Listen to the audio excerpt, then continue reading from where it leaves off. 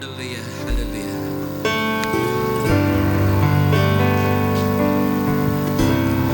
Here with the Lord of harvest, sweetly holy. Who will go and mourn for me today? Who will bring to me the lost and dying? Who will point them to the ruin? Speak, my Lord. God bless mo, Lord. Speak, my Lord. Speak, my Lord. Speak, and I'll be quick to answer thee. Speak, my Lord. Speak, my Lord. Speak, and I will answer, Lord, send me. My Lord, Speak, my Lord. Speak, my Lord. Speak, and I'll be quick to answer thee. Speak, my Lord. Speak, my Lord. Speak, and I will answer, Lord, send me.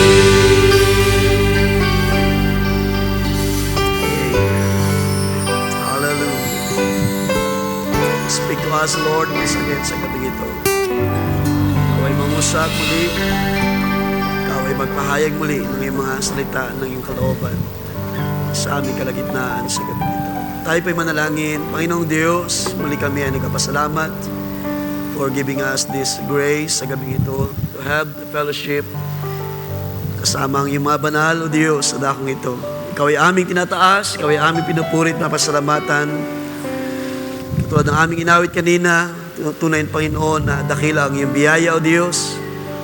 Great is your mercy, O God. Hallelujah. Great is your mercy. Ang iyong biyaya ay dakila din, O Diyos, sa buhay namin. Dahil Ikaw ang patuloy na siyang tumutugon sa aming mga pangailangan, sa aming mga dalangin. Ikaw ay Diyos na dumirinig. Ikaw ay Diyos na nagbibigay daan sa aming mga pangailangan. Hallelujah. Salamat sa gabi ito, Panginoong Diyos. Salamat sa iyong mga gawa, mga himalang bagay na ginawa mo sa bawat isa. Salamat sa mga paraan, kaparaanan sa panahon na kami ay mayroong mga dalangin sa iyo, O Diyos. Kung ito man ay karamdaman, Ikaw ay Diyos na nakakaalam kung paano kami ay ibangon sa mga panahon na kami ay nanghihina sa aming mga kalaman, O Diyos. Salamat dahil Ikaw ay tunay na gumagawa ka ng mga dakilang bagay. At walang bagay na mahirap sa iyo, O Diyos. Ang mga bagay ay posible sa iyo, Panginoon. Walang bagay na imposible sa iyo. Walang bagay na hindi mo magagawa sa buhay namin, O Diyos.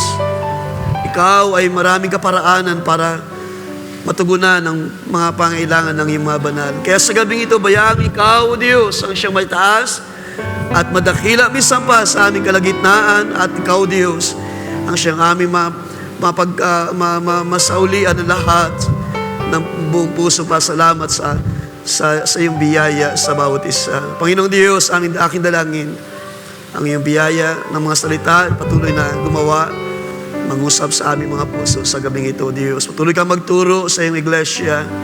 Patuloy kami, Panginoon, na umaasa lamang sa iyong mga buhay na salita upang kami ay magpatuloy na makakilos, makagawa sa iyong kalooban, sa iyong ministeryo, O Diyos.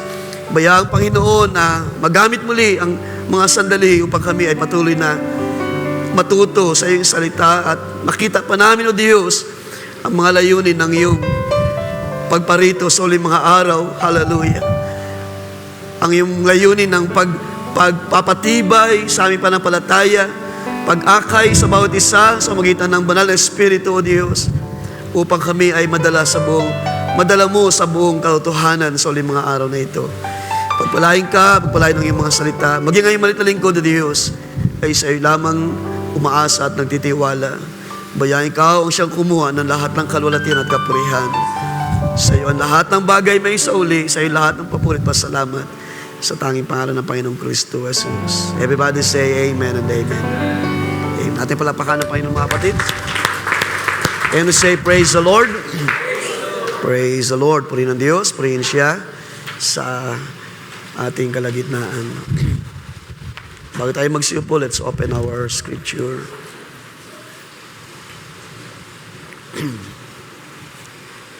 Sa book of Deuteronomy. Deuteronomy chapter 6. Ating simulang basahin sa verse 1. Ilang mga verse dito ay ating nabasa last 2 Sundays ago. Sa ating balikan.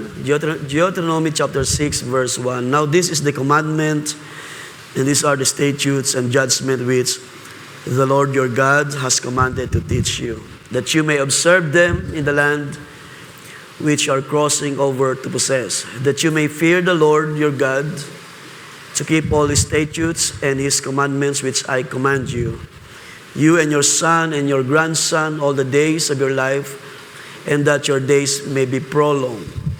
Therefore hear, O Israel, and be careful to observe it, that it may be well with you, and that you may multiply greatly as the Lord God of your fathers has promised you, a land flowing with milk and honey. Hear, O Israel, the Lord our God, the Lord is one. You shall love the Lord your God with all your heart, with all your soul, and with all your strength. And these words which I command you today shall be in your heart. You shall teach them diligently to your children, and shall talk of them when you sit in your house, when you walk by the way, when you lie down, and when you rise up. You shall bind them as a sign on your hands, and they shall be as frontlets between your eyes. You shall write them on the doorpost of your house and on your gates. Praise the Lord. Purihin ng Diyos ang inyong mga salita. Can you say amen, mga kapatid? Amen and amen. God bless you all. Tayo lahat ay malayang makupo. Praise the Lord. At salamat sa isang biyaya muli. Tayo ay naparito. Tayo ay dinala ng biyaya ng Diyos to have this service, midweek service. At meron tayong mga kahilingan. Sabi nga kanina ay ating idulog sa Diyos, sama-samang ipanalangin sa gabi ito. So magandang gabi sa ating lahat. At salamat sa kaniyang biyaya ng kalakasan sa bawat isa at kagalingan sa mga karamdaman. At patuloy ang Diyos nawa siyang gumawa pa sa atin ng mga dakilang bagay. At sama niyo kami sa prayer this coming Sunday ay doon kami sa Dasma Church kila Pastor Jacob. At na-invite ako para magsalita sa kanilang Thanksgiving service. At maaaring kasama ko ang ilang aking mga anak or si Prince siguro. At ang mga ate ay maaaring dito sila. So, nawa ang Diyos magpala sa araw ng Sunday. At gayon din, Brother Cholo ay nasa Baclaran naman sa darating na Sunday. At ang Diyos ang patuloy na mag-uusap pa para sa atin sa gawain this coming Sunday. Ating mahal na elder, Brother Venus Joy, ang siyang mangungusap para sa ating gawain dito sa bulihan. Okay, so katulad ng aking na-share sa inyo or nabanggit sa ating group chat, nais ko mag-share that sa gabing ito na may kinalaman sa tinatawag na godly parenting. At nawa ito'y makatulong sa mga magulang, sa bawat isa. Kung ang iba ay mahal na sa tahanan ngayon, na hindi nakaparito sa ating iglesia. So, punta natin ang ilang mga bagay sa ating text na binasa. At I think ito'y binasa ko na last year-end Thanksgiving natin. No? Pero may ilang bagay lang gustong balikan at tingnan patungkol sa isa sa mga role na ginampanan ng lingkod ng Diyos na si Moses sa panahon na sila ay nasa wilderness. Tayong lahat ay nakakilala sa propeta ng Diyos. Si Moses ay, bagamat siya ay born as Hebrew, pero siya ay lumaki sa Ehipto at siya ay doon natuto ng maraming mga bagay hanggang sa siya ay dalhin ng Diyos para iled ang Israel mula sa pag-aalipin, dalhin sa lupain, sa pangako ng Diyos na pinangako sa alam mga magulang kay Abraham, Isaac at kay Jacob. Bagamat si Moses ay hindi nakatawid sa Promised Land, gayon pa man, nangyari pa rin ang kaniyang bahagi to lead the nation of Israel. Now, doon sa ating binasa sa verse 1, ang isang role dito na ginampanan ni Moses, isa sa mahalagang role na nakita ko rin mga kapatid na kailangan nating tingnan, consider sa ating panahon, ay nang si Moises ay magturo sa bayan ng Diyos, at hindi lang sa bayan ng Israel, kundi maging sa kaniyang buong sambahayan. Ang sabi diyan sa verse 1, "This is the commandment, the statutes, and the judgment which the Lord your God has commanded me to teach you, so that you may do them in the land where you are going over to take possession of it." Ilang mga bagay na gusto kong tingnan natin at may turo sa inyo sa gabing ito, which I believe na ito ay mahalaga pa rin sa ating panahon. Si Moises bilang ama ng bayan ng Israel, as a prophet, bilang ama ng mga anak ni Abraham, Isaac, ni Jacob, siyang tumatayo, hindi lamang propeta ng bayan ng Diyos, kundi siya ay tumatayo din as a father. At gayon din sa kaniyang, hindi lang sa bayan ng Israel, kundi maging sa kaniyang buong sangbahayan. Gaano man karami ang kaniyang sangbahayan, ilan man ang bilang, kasama na dyan ang mga tawag niyan, mga katuwang sa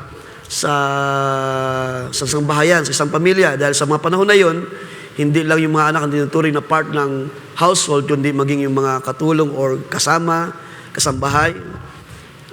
Kung mayroong mga ganong mga bagay katulad sa ating panahon, anumang bahagi ng pamilya ay tinuturing na bahagi ng household. So ito yung ating mapaksain sa gabing ito, mga kapatid. Doon sa verse 1, ating paksa, it's about commanded to teach. At ito ay nadama ko na ituro sa gabing ito dahil na rin sa nagiging sitwasyon o kalagayan ng ating mga kabataan sa ating panahon, dahil na rin sa mga nangyari sa nakalipas na mga araw, buwan, at hindi maiwasan mga kapatid na bilang inyong overseer sa iglesyang ito, sa ministry na iniwan sa atin, na kinuha na ng Diyos ang ating beloved Pastor Franco, naiwan ang mga bagay pa na kailangang pagpatuloy sa ministry. At mula noon hanggang sa mga panahon na ito ay marami na ring nadagdag sa mga kabataan, marami na ring lumaki ng mga bata at dumadami ang population, or ibig sabihin nag-extend ang tawag nila ng bilang ay nadadagdagan dahil ang mga kabataan ay lumalago na rin physically at nagkakaedad, nagkakaisip. Kaya hindi may alis ang isang damdamin bilang overseer, bilang tagapagturo ng salita ng Diyos. At ako ay may mga tanong din sa aking puso sa mga panahon na ito. Anong klaseng mga kabataan kaya ang sisibol sa mga panahon na ito na ang technology ay totoong napakataas sa ating panahon? Anong klaseng kaisipan ang madedevelop sa mga bata, attitude, character, habang sila ay na-expose sa maraming mga bagay sa sanlibutan sa ating panahon. At isang bagay ang aking nakita, napanood sa isang o nabasa sa isang post sa Facebook about tungkol sa kalusugan or kalagayan ng mga kabataan sa ating panahon. Yung mga edad 5 years old hanggang adolescent, hanggang sa mga teenagers na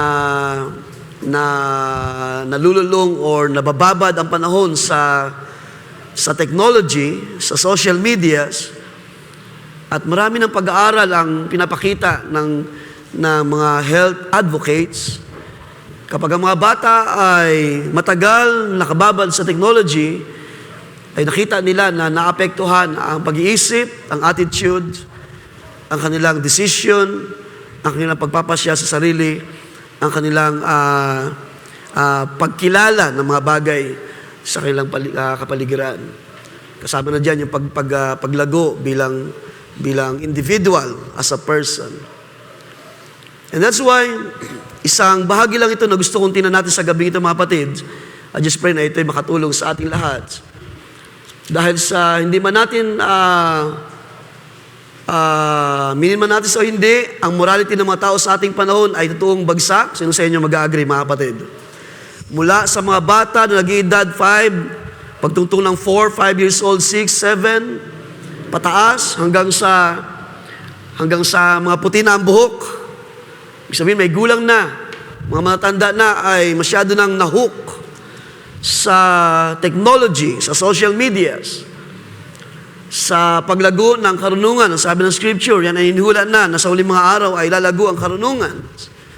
At kasabay ng paglago ng karunungan ay ang pandaraya ng dyablo sa mga tao, sa pag-aakala na ito yung mabisang paraan para ma-comfort, para matakasan ang maraming problema, maaliw ng mga bagay sa lupa. Saba't nakalimutan nila, mayroong isang mahalaga na layunin ng Diyos ng pagpapadala ng kanyang salita, especially sa ating panahon. Sa biyayang Diyos ay ating nakita ang mga bagay na ito. Ating basahin sa Mark chapter 7, ating punta ng Mark chapter 7, and we will see let's see kung ano yung sinabi dito ng Panginoon about the heart of man. Sa Mark chapter 7 verse 18.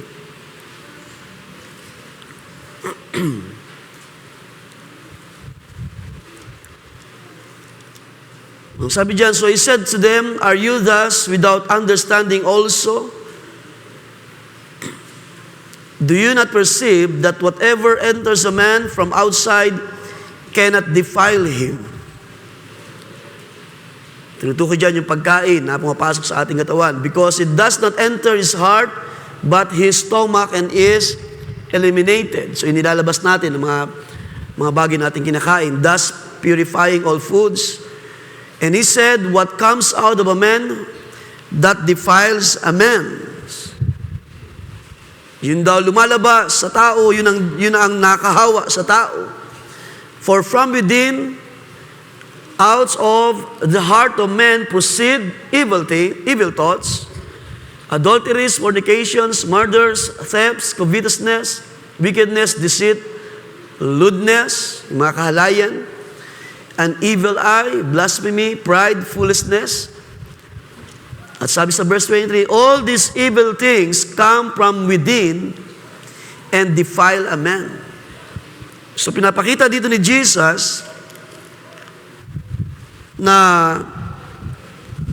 ang mga bagay na material, ang mga bagay na pumapasok sa katawan ng tao ay hindi yun ang nakahawa sa atin, kundi kung ano yung lumalabas mula sa tao, na ito ay tinukoy ni Jesus, na ito ay galing sa puso ng mga tao, ay lumalabas ang mga masamang kaisipan.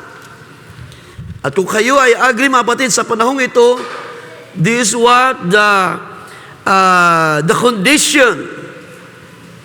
Dahil sa paglago ng kasalanan sa ating panahon, ito yung naging kalagayan ng mga tao mula sa puso na hindi nalinis, hindi na purified ng truth, ng salita ng Diyos.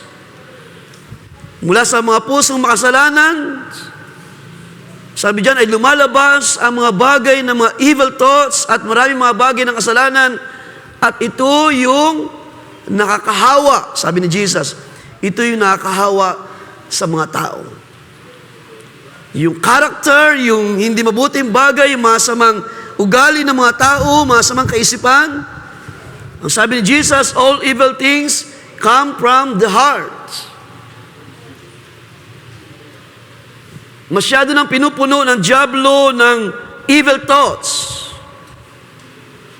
And Satan is using technology sa ating panahon para ang kaisipan ng mga tao, sabi sa inyo kanina, mula sa batang kaisipan hanggang sa pinakamatanda na nabubuhay sa ating panahon, ay pinupuno ng dyablo ng evil thoughts. Because of abundance of sin, abundance of transgression, at ginagamit nga ng kaaway itong tinatawag natin na technology o paglago ng mga bagay sa lupa, at pinupuno ng maraming mga bagay, na pangit na bagay ang buhay ng tao. To the worst, mga kapatid, na kahit yung pinakabata, sabi natin, yung may isip na bata, na 4 or 5 years old, ay pwede nang mahawa, madaya ng ating panahon. At siguro naman kayo ay aware, nakita natin yan sa mga news, sa social medias, kung paano mga bata ngayon ay masyado ng open, exposed sa maraming mga bagay sa lupa. Ang sabi ng isang mangaral na akin napanood lamang kanina, na ito ay hindi nangyayari sa nakalipas na panahon. Ang mga bata na 5, 6, 7 years old ay naglalaro sa tahanan, sa labas ng bahay, without malice. Pero ngayon ay expose ang lahat ng kaisipan. Both young and olds, and adults, and those who are matanda na, nasa mga aged people. Minsan matatawa na lang tayo, mga matatanda na, uugod-ugod na, ay nasa social media, di ba? Nagsasayaw, nag-entertain ng mga tao para kumita ng mga salapi, para kumita ng pera sa ating panahon. So ito yung isang mabigat na responsibility na gusto kong tingnan, mga kapatid. Paano natin ibabangon ang mga kabataan sa mababang morality sa ating panahon?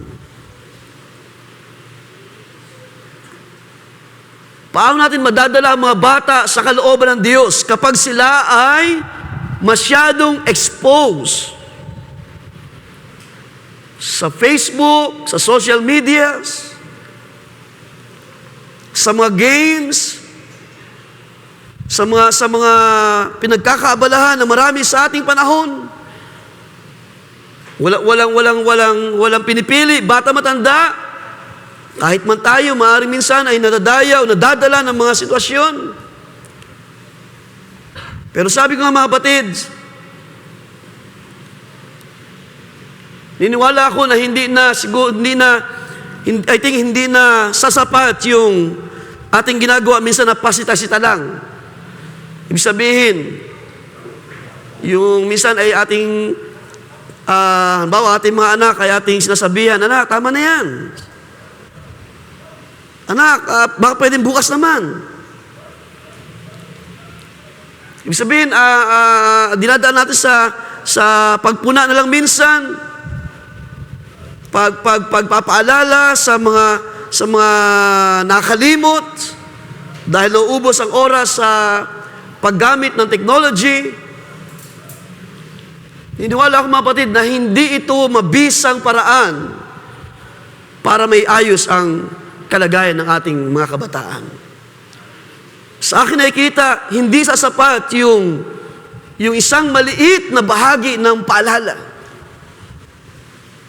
Maaaring tayo nasanay na yun lamang yung ating maaaring kakayahan o kaya na ginagawa sa mga bata. Yung pagsita, anak, tama na yan. At kukunin natin yung gadget at okay na yun. And then, pagdating kinabukasan, ay ganun pa rin ang mangyayari, paulit-ulit. Ang worst ay habang mas nabababad ang mga bata sa ganung bagay, mas maraming nade-develop na mali sa kanilang attitudes. Mas marami sila nakukuha, na-adapt, nakikita, and sometimes, mga pangitain, mga bagay na nakikita sa social media na hindi dapat makita ng mga batang ito. Ng mga murang edad, murang kaisipan.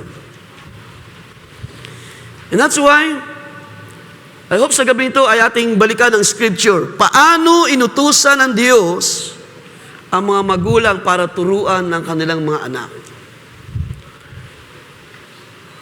Ano ang isang mahalagang role? Isipin niya, si Moses na propeta ng Diyos. Supposedly siya ay tagapagsalita ng Diyos, ng kanyang law, ng kanyang ordinances, mga utos ng Diyos para sabihin ang sabay ng Israel. Pero mayroong isang role si Moises na pinakita sa ating teksto na binasa, siya rin ay naging tagapagturo ng kanyang sangbahayan. Hindi lang siya naging ama sa bayan ng Israel, si Moises ay, ang sabi doon, siya ay inutusan ng Diyos. Ating balikan ng verse 1. He was commanded to teach. Ating balikan niyon, sabi doon, These the commandments and these are the statutes.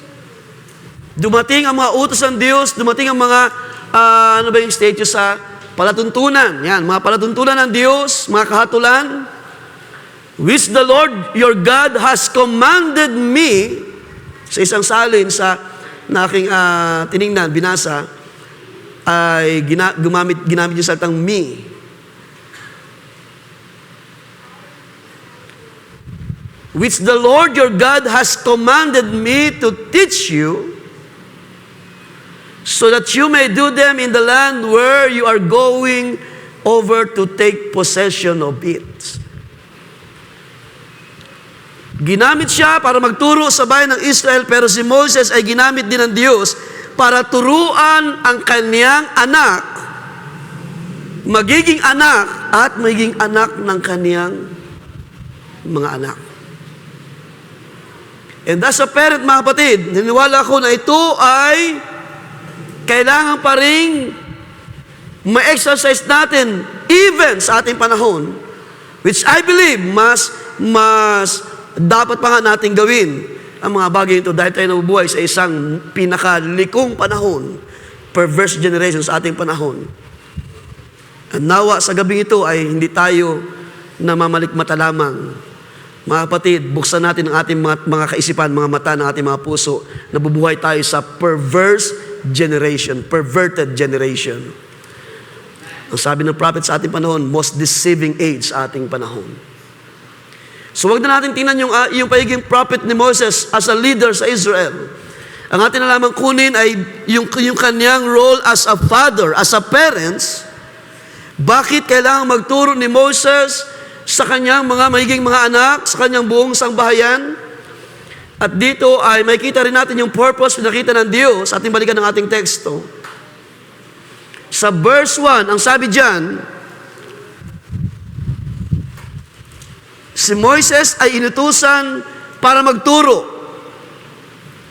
Para ano? Anong purpose ng Diyos? So that you may do them in the land where you are going. Upang inyong magawa ang mga utos, ang mga palatuntunan ng Diyos doon sa lugar na inyong pupuntahan. Ibig sabihin, wala silang ibang lalakaran doon na na kautusan maliban sa utos ng Diyos. Walang ibang palatuntunan na susundan ng bayan maliban sa utos ng Diyos. Sa panahon na yun, marami doon mga nations, mga bansa na mananamba ng Diyos-Diyosan, at ang bayan ng Israel ay prone sa influence. Well, in fact, ang Israel ay talagang na-influensya ng mga bansa hanggang sa sila ay natutong sumamba sa mga Diyos-Diyosan. At dahil na rin yung sa katigasan ng ulo nila, sila ay tinulot ng Diyos na mahulog sa ganun. Pero hindi yun ang talagang layunin ng Diyos. Ang purpose talaga ng Diyos, nang ibigay ng Diyos kay Moses ang statutes, ang commandments, ang law, ang kalooban ng Diyos, in short, ay maituro sa bayan ng Israel. Maituro sa mga pamilya, sa mga tahanan, upang, sabi doon, ito yung inyong gagawin kapag kayo ay nandoon na sa lupain na pagdadalhan ng Diyos sa inyo.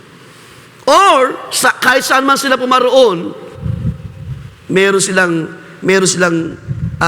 dapat na sundan na salita ng Diyos. Hindi sila pwedeng lumayo sa kalooban ng Diyos.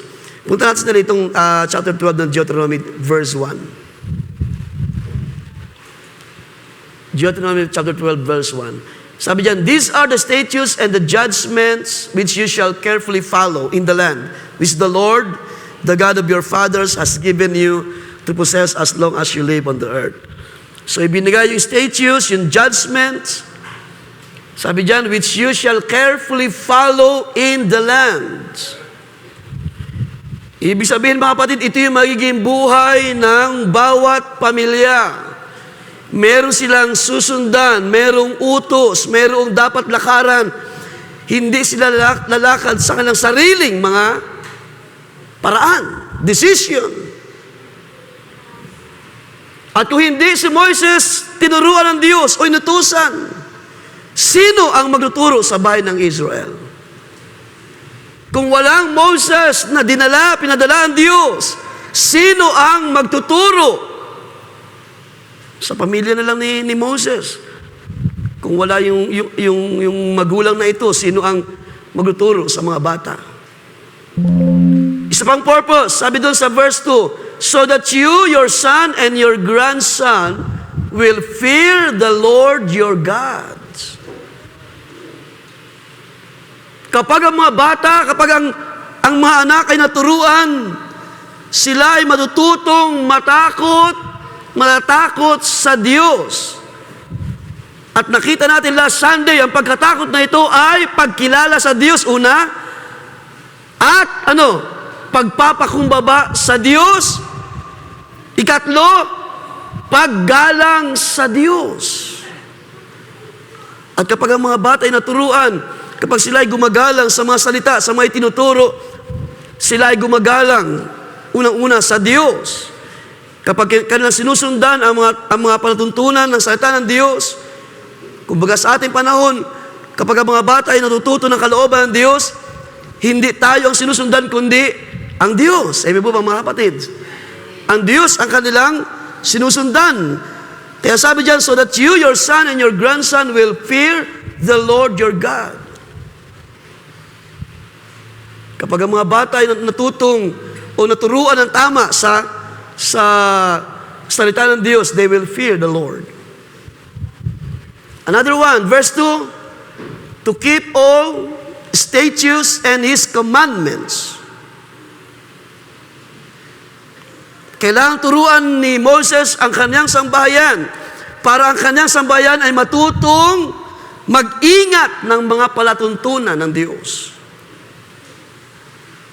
Ibig sabihin, kailangan nilang ingatan anuman ang salita na dumating kay Moses. Anumang disiplina, anumang pag-guide ng Diyos. Kailangan din pala ituro yun para ang mga bata, ang sambahayan, ay matutong mag-ingat para hindi sila makalimot sa mga salita ng Diyos. At meron sa magandang purpose sa verse 2, yung bandang dulo, that your days may be prolonged. Di ba? Yung isa sa mga utos ng Diyos na may promise, Honor your parents, honor your father and mother, so that you may live long. So, ganito rin yung pinapakita dyan, yung pagsunod, yung mga bata na natututo. Ibig sabihin, may enjoy mo yung buhay, sa biyaya ng Diyos, hindi ka agad mawawala sa lupa, dahil minsan, yun ang naging reason, kinukuha ng Panginoon dahil nga sa katigasan ng ulo. Pero kung ikaw ay matututo sa kalooban ng Diyos, your days will be prolonged. Lalawig ang mga araw mo, and you will enjoy the life sa biyaya ng Diyos. Ikalawang bagay, mga kapatid, na masabi ko ito yung isa sa mahalaga. Sa verse 3, sabi diyan, so that it may go well for you, and that you may increase greatly. So ano yung pinapakita rito, mga kapatid? Sabi upang kayo'y dumamig. So kailangan yan sa paglago o pagdami ng population. Ibig sabihin, sila ay may ingatan ng presensya ng Diyos. Ang biyaya ay kikilos, ang pag-iingat ng Diyos ay kikilos because sila ay mayroong puso na sumusunod. Yung blessing of protection. I hope sa gabi ito makita natin, kapag tayo ay natututo sa kalooban ng Diyos, ang blessing of protection ay nariyan, mga kapatid. Tayo ay nababantayan by the grace of God. Tayo ay naiingatan sa araw-araw by the grace of God. Bata, hallelujah, ay mauto sa kalooban. Ang sabi dyan, ito ay paglagay sa maayos na puting kalayan ng mabat. Ibig sabihin, hindi mapak. Kapag nanuturuan ng mga bata, alam nila, hindi sila madadala ng sanlibutan. Hindi sila mapapariwara ng mga magulang. Hindi sila lalayo sa kalooban ng Diyos. At ito yung 5 bagay na magandang tingnan sa kapatid. Kung bakit si Jesus ay inutusan ng Diyos to teach His household. Dahil ang Diyos ay mabuting plano sa mga panahon na darating. Ang Diyos na tumawag, ang Diyos ng kanilang magulang sa Abraham at Jacob ay magpapala ng kanilang mga buhay in the future. Kung sila ay susunod sa isang bahagi ng tawag niya ng salita ng Diyos sa Deuteronomy 19, na meron doon ng bagay na nakita ng Diyos kay Moses, na kung kayo ay susunod sa aking salita, walang kaway na magtatagumpay sa inyo. Pero kung kayo ay hindi susunod, hayaan ko ng mga bansa ay gumapi sa inyo, sa inyong mga tahanan, sa inyo as a nation. So dito napakita, mga kapatid, yung purpose. So binanggit ko lang itong mga bagay, no? Para makita natin habang tayo nagpatuloy. Yung purpose as a parents, like Moses, siya ay inutusan ng Diyos to teach. At ang purpose ay nakita natin sa napakaganda ng mga bagay na inilalaan ng Diyos. Kapag tayo ay natututo sa mga kalooban ng Diyos, sa salita ng Diyos, hindi tayo pagkukulangin ng Diyos ng Kanyang paggawa at pagkilos. Yung Kanyang pagsama, yung Kanyang presensya ay mahalaga sa atin. Kaya one time, ang bayan ng Diyos na sila ay kinagalitan ng Diyos because of their murmuring. Sabi ng Diyos kay Moises, sige, hindi na ako nasama sa inyo mula ngayon. Pero ang bayan ng kanilang marinig ito, humagulgul sa iyak ang bayan ng Israel. Kung inyong pag-aaralan ng part na yun, sila ay umiyak, sila ay tumangis kay Moises at sa Diyos, hanggang sasabihin nila, kung hindi mo kami sasamahan, di ba, yung famous line na yun, if you will not go with us, we will not leave this place. Pero kung tayo ay merong tiyak na kasama natin ang Diyos, kahit saan tayo pumunta, ang biyaya ng Diyos ay gagawa at kikilos, magbabantay, mag-iingat siya, hanggang sa mangyari itong promise, purpose, ng pagtuturo ng Diyos. Sabi diyan, that it may go well for you. So dito ay nakita natin, Moses was commanded not only for the goods of Israel, kundi siya inutusan din para sa ikabubuti ng kaniyang tahanan, ng kaniyang pamilya. So he was commanded to teach his children. At dito ay makikita natin mga kapatid, sa ilang mga talata natin binasa, na ang Diyos, ang kanyang layunin, ay mag-raise siya ng isang bayan na gagawa sa kanyang salita. Mag-raise ang Diyos ng isang, sabihin natin, ng isang pamilya na tutupad sa kalooban ng Diyos. Mag-raise ang Diyos ng isang generation ng mga young people na mag-iingat ng salita ng Diyos. At hindi ito mangyari kung walang magtuturo para sa atin, kung walang Moses, kung walang parents, kung walang mga magulang na inutusan para sila ay magturo sa mga bata. This is the purpose, mga kapatid. Ang Diyos ay gusto niyang mag-raise ng isang pamilya na ang mga panahon na kanilang nilalagi sa ibabaw ng lupa ay magiging isang mabuting panahon para sa kanila. At sino sa atin ang hindi magdi-desire ng bagay na yan? Walang magulang na hindi nanalangin para sa ikabubuti ng kanyang mga anak. Ibig po ba, mga kapatid? Walang magulang na hindi magnanasa na ang kanilang mga anak ay lumaki sa isang maayos na kalagayan. Pero gusto ko ipakita sa inyo sa gabing ito, mga kapatid, na kung walang magtuturo para sa atin, hindi magiging maayos ang kalagayan ng buhay natin sa mga panahon na ito. Kasama na ang mga bata, kasama na ang mga kabataan, ang mga young people in this generation. Kaya salamat pa rin, may Diyos, may Espiritu ng Diyos na nagtuturo sa atin para tayo ay dalhin sa tama na kalagayan. At kung tayo ay matututo sa kalooban ng Diyos, mararanasan natin yung purpose na pinakita ng Diyos kay Moises. Sino rito ang may desire, ma-enjoy yung buhay na ito? Di ba? Hindi lamang as a believer, kundi as a person.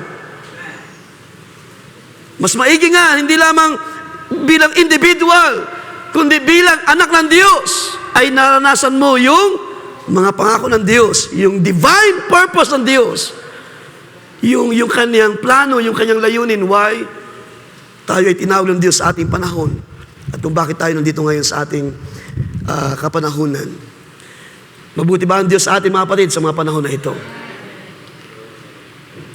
Si Moises ay inutusan ng Diyos para magturo sa bayan ng Israel. And in fact, hindi lang ito nangyari sa panahon ni Moses. Ito ay nangyari na rin sa panahon ni Abraham. Ating punta ng Genesis chapter 18, verse 19. Again, ulitin ko, mga kapatid, hindi mangyari ang lahat ng mga bagay na ito ng yung purpose ng Diyos kung wala siyang gagamitin na magtuturo para sa atin. Sa Genesis chapter 18, verse 19, sabi diyan, "For I have chosen him," si Abraham ang tinutukoy, "so that he may command his children and his household."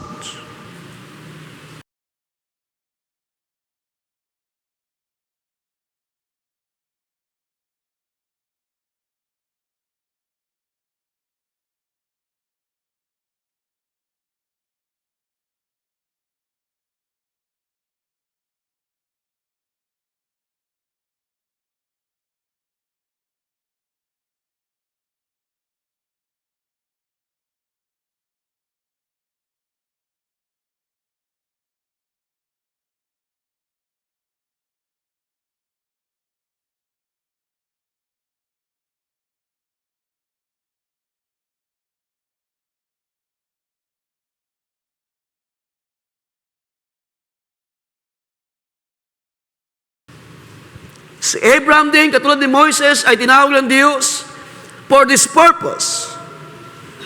I have chosen him.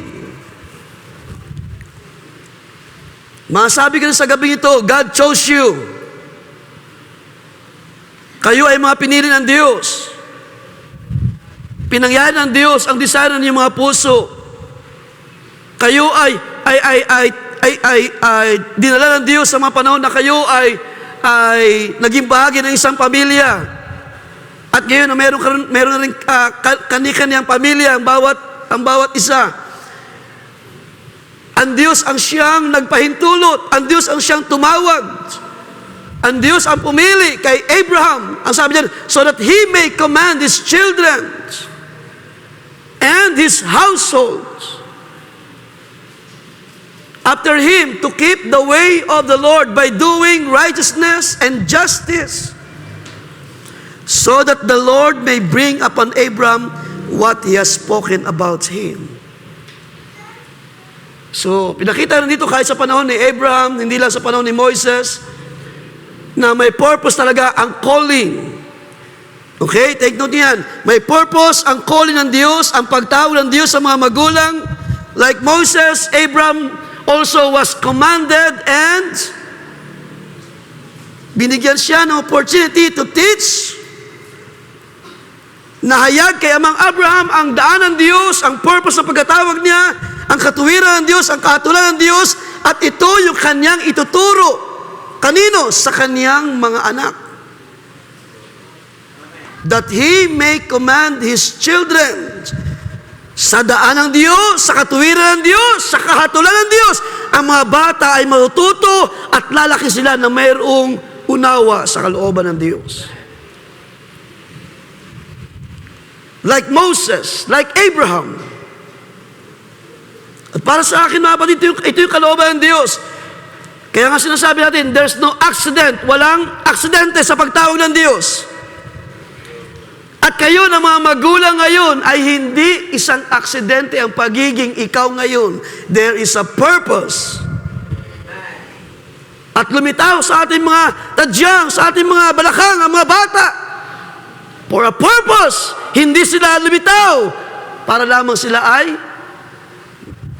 mapahamak. Kung kayo sumasampalataya sa gabing ito, mabuti ang Diyos na tumawag sa atin mga kapatid.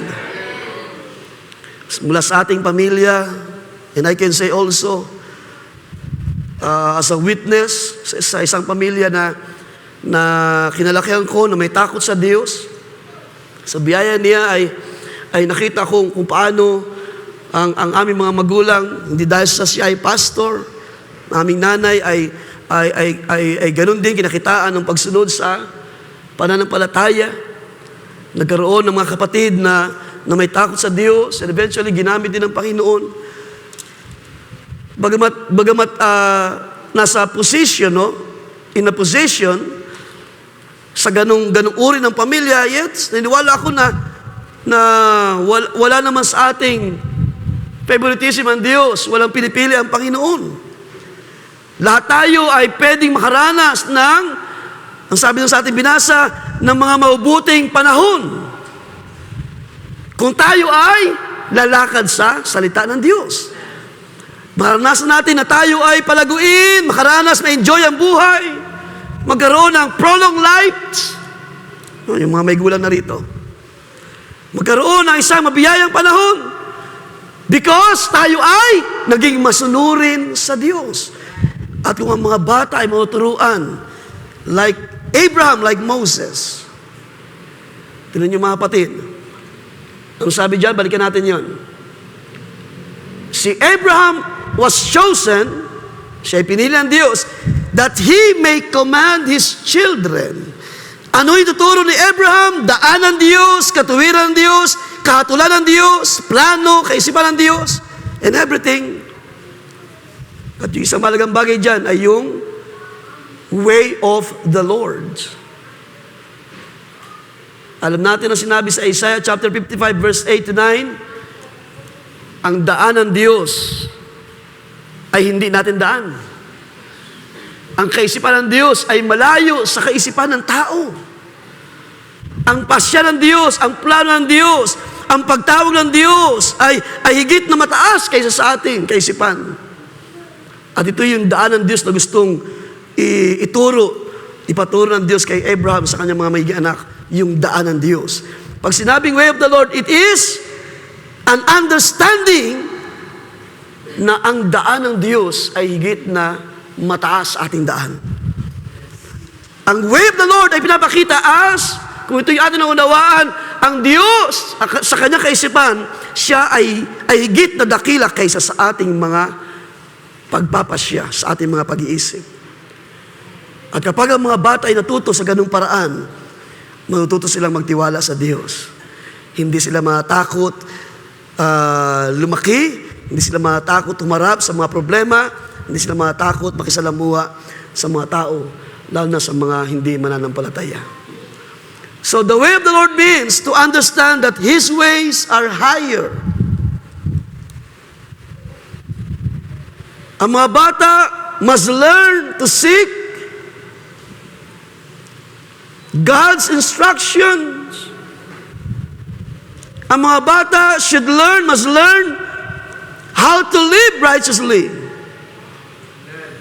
At matuto silang magtiwala sa Diyos. Kung hindi sila matuturuan sa way of the Lord, papaano ang mga bata matututong magtiwala sa Diyos?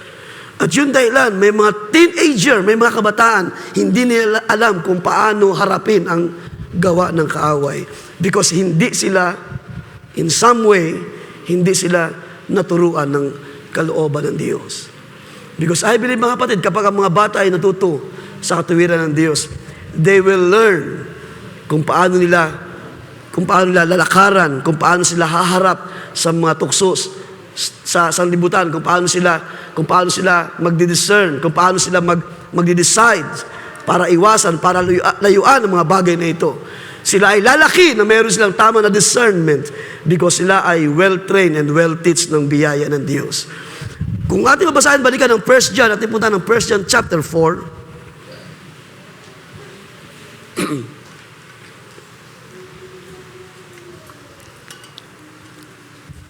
I hope atin naabot ang mga bagay na ito as a parents.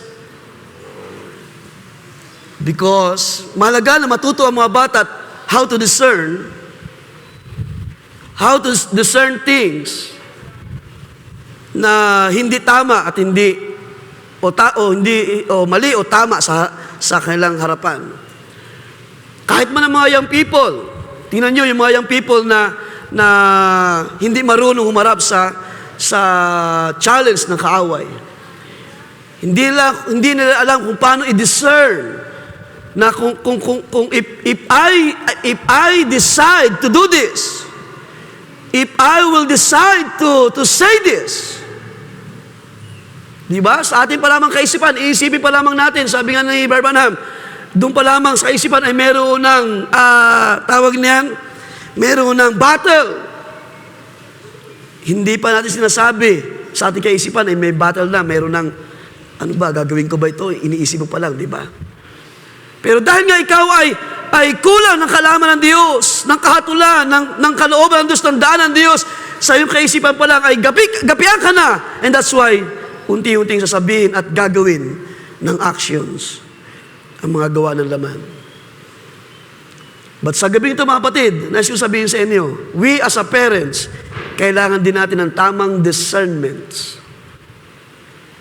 Ating puntahan ng 1 John chapter 4, verse 1.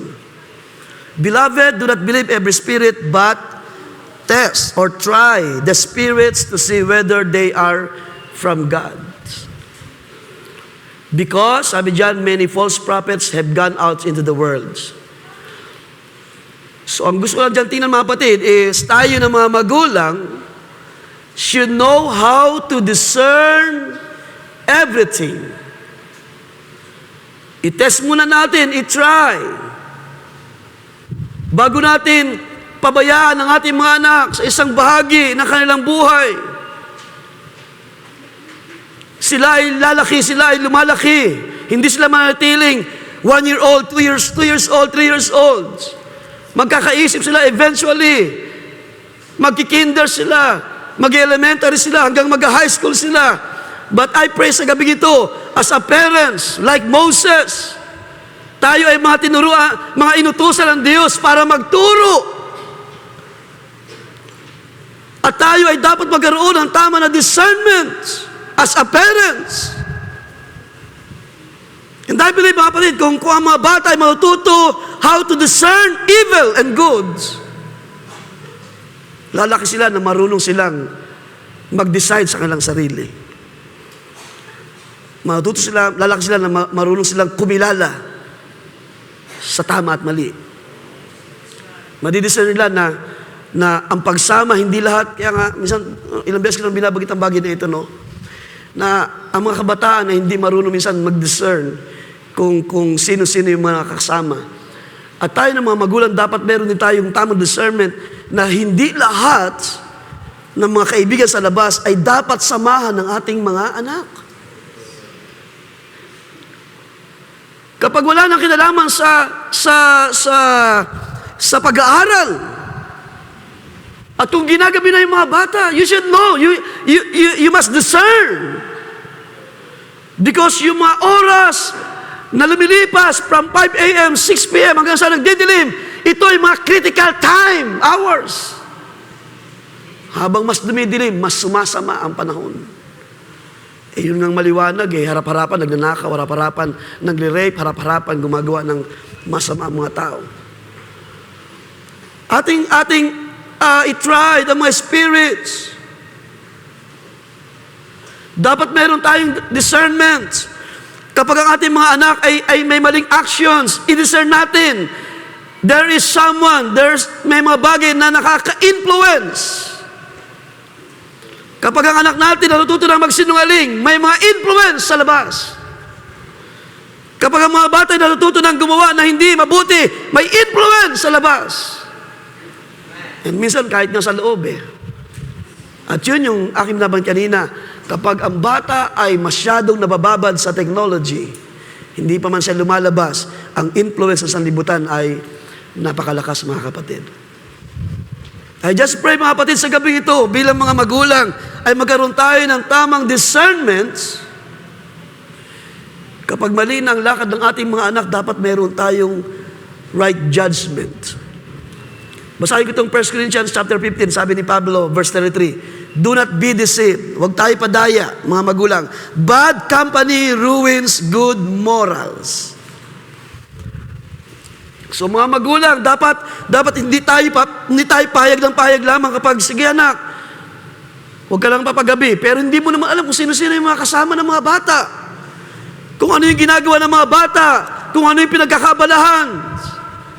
Sabi na akin nakita sa Facebook, of course, ilang beses na nabagit yan, ang social media, ang technology ay may tama na paggamit kung gagamitin sa kalooban ng Diyos. So mayroong mga naipopost, naisishare. At kahit man mga denomination ay pwedeng gamitin para sa atin, sabi doon sa isang nakita ko, na sabi niya, ako na bilang magulang, lalo na ako ay isang servant of God, sabi niya, servant of Christ, hindi ako papayag sa mga overnight sleep. Sabi niya, hindi ako kaya ng aking anak ay matulog sa isang bahay na hindi ko household at magdamag kasama ang mga hindi mananampalataya. At yung mga panahon, araw na siya'y kasama ng mga kabataan na ito, every minute, seconds, hours, ay very critical. Maraming pwedeng mangyari. Dahil ang sanlibutan ito, sabi ng Scripture, ang Diyos ng sanlibutan ito, ang siyang mayroong control sa mga bagay ng kasalanan. So maraming pwedeng mangyari kapag hindi tayo marunong mag-discern. Kapag hindi natin alam kung paano gamitin ang pagkilala. Of course, sa una ay pwede tayo magbigay ng warning. Kaya nga tayo ay bumabalik sa scripture, no? Sa biblical way ng parenting para hindi tayo lumayo sa kalooban ng Diyos.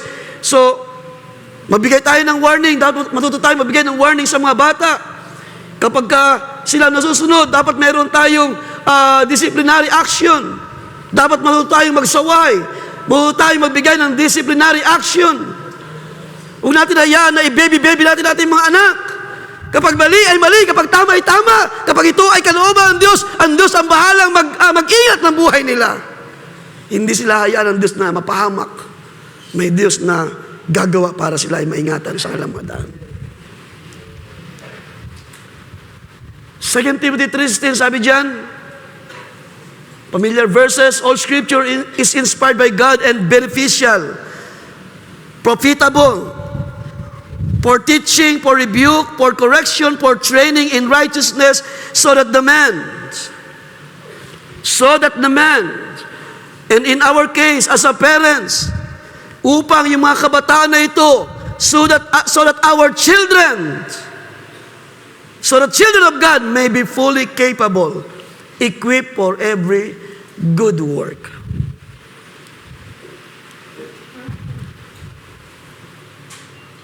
So as a believer parents, mga kapatids, like Moses, like Abraham, we are commanded to teach. And we should know, of course, we should know how to teach our kids. Doon sa binasa natin sa 2 Timothy chapter 3, verse 16, dapat bilang mga magulang na mananampalataya, sabi ko sa inyo kanina, dapat marunong tayong mag-warning. Bigyan natin ng paunang paalala, anak, ginabi ka yata.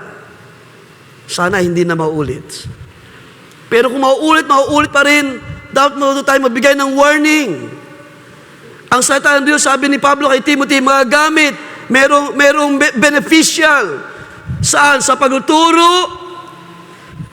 Kapag kailangan ng i-rebuke natin. Kapag kailangan ng i-correct natin. Ang sabi dyan, ang salita ng Diyos ay magamit for training in righteousness. At kung walang mga magulang na magtuturo, paano mga bata pag lumaki sila na walang guide ng kalooban ng Diyos? Hindi ako magtataka isang araw, mga batang ito ay magiging katulad ng ugali ng mga sanlibutan sa ating panahon. Walang respeto, walang galang sa batas, walang galang sa mga matatanda. Maliliit pa lamang ay kung magmura, kung magsalita ng hindi maayos, ay ganun-ganun na lang. Kung kayo'y sumasampalataya, mga magulang, na ang salita ng Diyos ay dumating sa inyo. Sabi ni Pablo, hindi niyo ba alam na ang salita ng Diyos ay nandyan sa inyong mga labi? Na ang salita ng Diyos ay malapit sa inyo at nasa inyong mga puso? At kung tayo ay mga tinawag sa ating panahon para at tinuruan ng Diyos, then we should know. Dahil tayo ay nabubuhay sa isang panahon, sabi nga sa inyo kanina, isang panahon na napakaliko sa ating panahon. Ang mga bata nalalaki na walang knowledge ng Diyos, malayo sa kalooban ng Diyos, huwag tayo magtaka na napakadumi ng kaisipan ng mga bata sa ating panahon. Pero sa gabi ito, tayo nagpapasalamat sa biyaya ng Diyos. Sino nagpapasalamat sa gabi ito, mga kapatid? Na meron pa ring salita na gumagawa sa ating panahon. Kung pag-uusapan naman ng school, huwag natin masyadong iasa sa mga guro sa school. Pag-aaral ng mga bata. Dahil sa school, ang tinuturo lang dyan ay kung ano yung pangailangan sa pang-araw-araw na pamumuhay ng mga bata para sila ay matuto at paglaki ay hindi sila mga tawag niya, taga-collect lamang ng mga bote, dyaryo, garapa. Ibig sabihin, natuto sa mga academic, natuto ng mga bagay para sila ay mayroong maayos sa buhay pag sila ay lumaki na. Pero hindi natin dapat iasa sa school ang paglago ng mga bata sa espiritu. Ang kailangan natin mga anak ay salita lamang ng Diyos. Ang kailangan ng mga bata ay pagtuturo ng karunungan ng Diyos, pagtuturo ng kaalaman ng Diyos, pagtuturo ng katuwiran ng Diyos. At kung hindi natin gagawin yan, hindi tayo nagtataka mga bata ay may tigas ang ulo sa ating panahon. Punta natin ang Psalms 78, mga kapatid. Because this is what I believe sa ating panahon. Tayo na mga bahagi sa iglesia ito, sa katawan ng ating Panginoong Jesucristo. Ulitin ko, mga kapatid, malaki ang ating responsibility. Tayo ay mga tinuruan, mga inutusan ng Diyos. Kailangan tayo ng ating mga bata, kailangan ng mga bata ang tagapagturo sa ating panahon.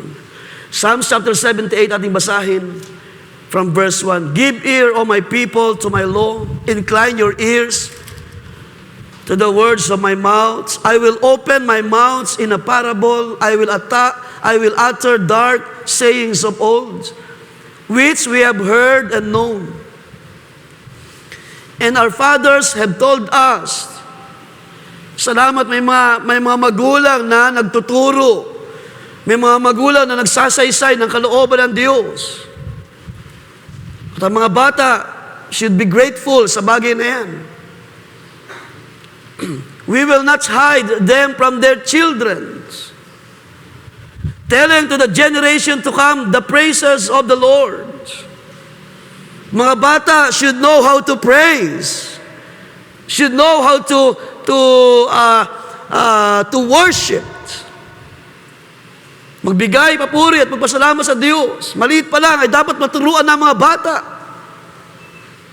And His strength and His wonderful works that He has done. Verse 5, for He established a testimony in Jacob and appointed a law in Israel, which He commanded our fathers, that they should make them known to their children. Ang mga magulang ay inutusan para mga bagay na inutusan Diyos ay kanila ituro sa mga bata. Hallelujah. That the generation to come might know them. The children who would be born, that they may arise and declare them to their children. That they may set their hope in God and not forget the works of God, but keep His commandments. And not forget the works of God, but keep His commandments. Doon sa verse 4, ay maganda yung sinabi doon. Ano sabi dyan? We will not hide them from their children. Niniwala ako bilang mga believer, parents sa ating panahon, we are commanded to teach, and we will not hide yung maubuting ginawa ng Diyos sa inyong buhay, mga magulang, nung kayo bata pa. Ang mga anak ninyo ay dapat alam ang history ng inyong buhay. Dapat alam nila yung mga bagay na gawa ng Diyos sa buhay ninyo. Hindi natin itatago ang kabutihan ng Diyos sa buhay natin. Hallelujah! Ibig yung tamang papuri sa Diyos, hindi natin ituro sa mga bata. Hindi natin itatago na ang Diyos na tumawag sa atin ay Diyos na makapangyarihan. Hallelujah! Siya ay Diyos na provider. Siya ay Diyos na may magagawa sa ating mga pangangailangan.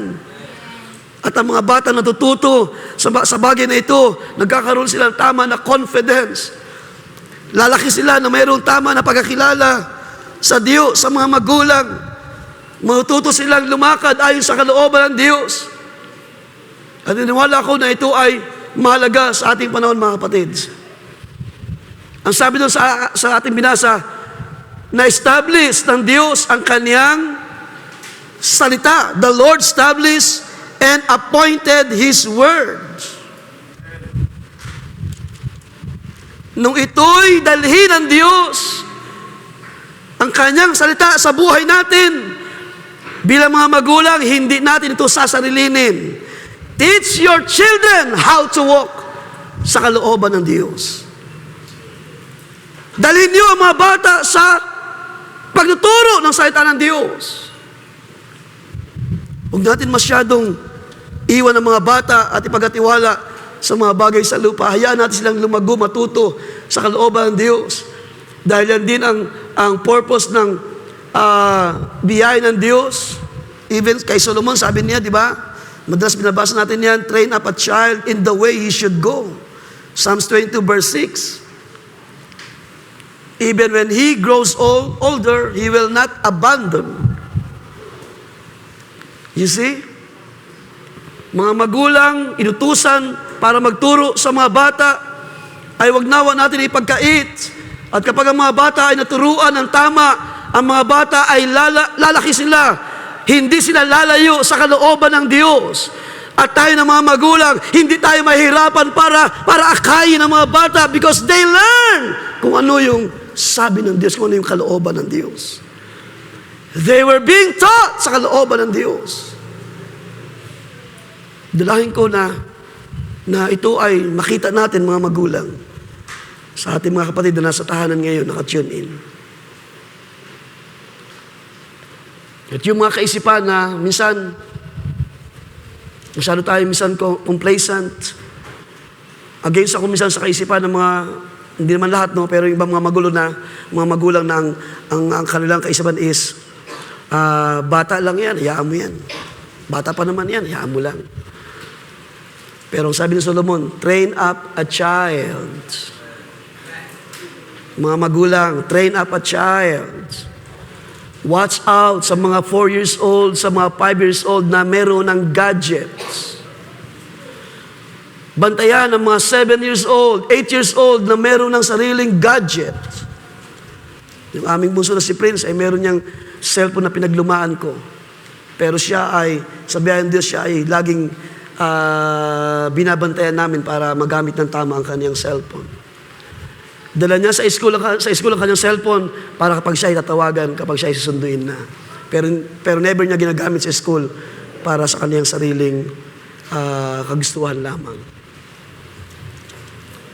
Train up a child in the way he should go. Ibig sabihin, ganito dapat natin pinalalaki ang ating mga anak. Tayo ay mga tinawag ng Diyos, mga tinuruan, at tayo ng mga magulang ang dapat mag-train, magturo ng salita ng Diyos.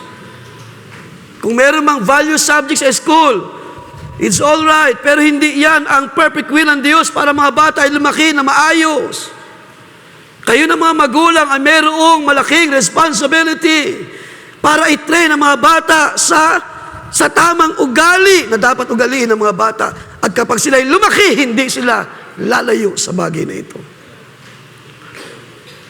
Balikan natin ang Ephesians 6:4. Binasa natin last time.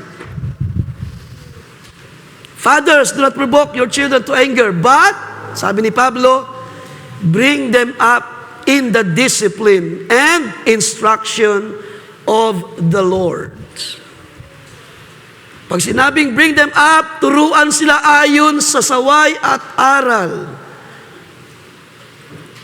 Mga bata pa lamang ay huhubugin na natin sila sa tama na pagkilala sa Diyos. Mga bata pa lamang ay dapat alam na nila na kapag ang isang bata ay nananakit, ito ay hindi mabuti. Mga bata pa lamang, kapag mayroong narinig na bad words, dapat alam nila, mali ito, mali yan. At hindi nila kokopyahin ng mga batang ganon ang attitudes. Bring them up, dalhin sila sa kalooban ng Diyos. Tingnan niyo mga kapatid sa 1 Peter chapter 3. Ang ating oras ay 8:30 na, so nagpasan ko lang mga bagay. Ang sabi niya ni Peter, he who would love life, yung mga umiibig sa buhay, and see good days, let him refrain his tongue from evil and his lips from speaking deceit. Let him turn away. Sa King James Version, pwede pakilagay. Parang sabi doon, hindi ko lang yung word ay ginamit na eschew, parang ganon. Yun, let him eschew evil. Matuto siyang mag-turn away, tumalikod sa masama, and do good. Let him seek peace and pursue it. Pero alam niyo ba mga kapatid, papaano ang bata matututo na kanyang talikuran ang evil kung walang matanda na magsasabi at magtuturo sa kanya? How our children eschew evil if they did not learn how to eschew evil? Papaano nila iwasan ang mga mali sa labas kung hindi sila naturuan na mali ang mga bagay na ito? See? Yung mga kabataan na nagbabad sa internet, sa social medias. Paano ang ating mga bata, mga anak natin, maintindihan na mali yan kung hindi natin sasabihin, anak, kaysa ubusin mo yung panahon mo dyan, read your scripture, read your Bible, meditate sa works ng Diyos. Redeeming the time because the days are evil, sabi ni Pablo. At kapag ganun ang attitude ng mga magulang sa mga bata, ang mga bata ay hindi mahirap turuan at hindi mahirap pag sila'y sinaway, isang saway mo lang, nakikinig na agad sila. Yes, that is true. Paano mga bata mag-obey sa Diyos if they did not learn how to obey? Paano sila tatalikod sa mga kaibigan na hindi maayos sa ugali kung hindi sila natuto? Na kapag, mga bata kapag mura ng mura, at yung anak ninyo, inayaan nyo lang, gano'n na kailang mga kasama. ang consequence ay inyong maramdaman sa tamang panahon.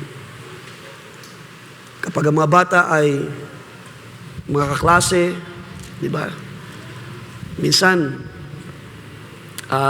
tawag niyan, kampante tayo, nakasama yung mga kaklase na makatulong, ma-develop ang learning, pero yung pala ay nagiging daan ng influence. Dahil naranasan ko rin yan, may mga kaklase ako noon, kaibigan sa school na gusto akong dalhin sa paninigarilyo noon. Pero katulad ng aking na-testify na sa inyo, nung aking hihigupin ng sigarilyo ay mayroong doong bigat sa puso ko. Tinapon ko yung sigarilyo at ako'y tumakbo pa uwi. So nangyari yan dyan sa itong housing na ito, nung ginagawa pa yung housing na yan. So galing kami sa school, dyan sa high school. So nagtaglakad kami, sinama ko ng mga kaibigan ko doon sa bandang dulo doon. At yun pala ay tuturuan ako mag-smoke. Pero bago pa mangyari yun ay kinabahan na ako, natakot na ako, mayroong bigat sa puso ko naramdaman at ako'y tumakbo pa uwi. Ating punta ng Deuteronomy chapter 6. So ilang mga sandali na lang. Just bear with me sa ilang mga bagay pa mga kapatid. Sa Deuteronomy chapter 6 verse 4, sabi dyan, Hear Israel. So gamitin ko yung salita na, Hear, dear parents. The Lord is our God, the Lord is one. So ito yung ating text na binasa kanina. And you shall love the Lord your God with all your heart. So ibinibilin sa mga magulang. And with all your soul and with all your strength. So dapat ito yung level ng ating pananampalataya, ng ating mga spiritual life, mga magulang. Na meron na tayong karanasan na ating iniibig ang Panginoon, ang ating buong puso, buong kaluluwa, buong lakas. Because paano mo matuturuan ng bata na, anak, mahalin mo ang Diyos, sundan mo siya, ibigin mo siya ng buong puso. Kung tayo ay hindi ganun. So you see? Kaya dito pa lang, itinuturo na kay Moses. Kaya sabi sa verses, these words, yung mga tinuro ng Diyos, palatuntunan, kahatulan ng Diyos, which I commanding you today, shall be on your heart. Sino sa gabi ito ang magsasabi, salamat ng salita ng Diyos ay dumating sa aking puso. Iniingatan natin ang biyayang ito ng Diyos, ang salita ng Diyos, ang truth sa ating panahon ay hawak-hawak, yakap-yakap natin, ingat na ingat tayo na ito'y madumihan, mapintasan ng mga taga-sanlibutan. Yan ang sinasabi dyan ng Panginoon, shall be in your hearts. Isa puso, dalhin sa inyong mga puso.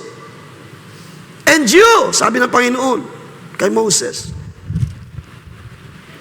gamitin ko yung word na yan, and you parents, we as a parents, na mayroong may mga anak na pinalalaki sa ating sambahayan. Sabi dyan, shall repeat them diligently to your sons and speak of them when you sit in your house, when you walk on the road, when you lie down, and when you get up. Ibig sabihin, ang buong maghapon ay hindi mawawala ang salita ng Diyos. Nandiyan pa kayo mga magulang? Ang buong maghapon, hindi maaari, hindi ka magbigay ng paalala sa iyong anak. Anak, mag-ingat ka. Anak, ito ang paalala ng Panginoon sa atin. Anak, ito ang salita ng Diyos. When you lie down, when you get up, kapag ikaw nasa bahay, baka tayo na nasanay lamang na tayo ay nasa fellowship. Nakakausap ang ating mga anak, huwag dawang mangyari. Dapat sa bahay, meron tayong panahon to talk our children, to speak with our children. Para maturuan sila. Sabi dyan, you shall repeat them diligently. Pag sinabing diligently, ating pagsisikapan. Mga magulang at yung mga young people dito, mga kababayan na magiging magulang someday, kung may panahon pa.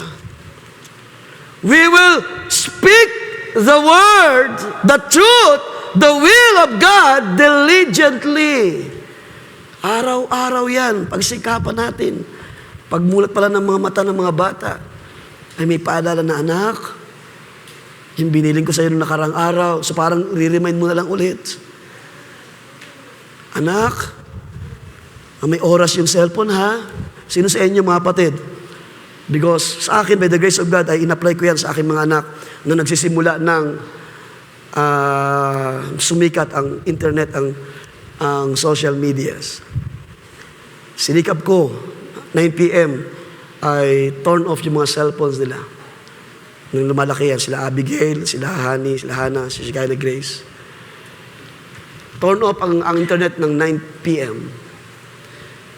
Matulog na kayo dahil bukas ay may pasok pa. Sino sa inyo ang nagbibigay lamang ng oras sa inyong mga anak?